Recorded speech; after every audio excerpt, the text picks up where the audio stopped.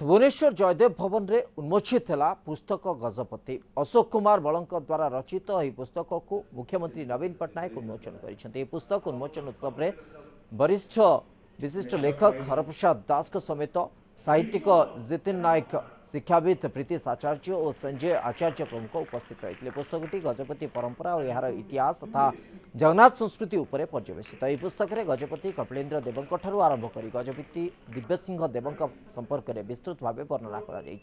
पुस्तकटी पाठक आदृति लाभ कर लेखक आशा प्रकट कर बहीटी गजपति ट्रेडिशन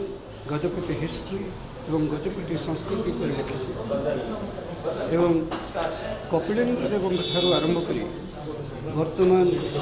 गजपति पर्यंत ये विषय बहीटी अच्छी एवं ये बही मु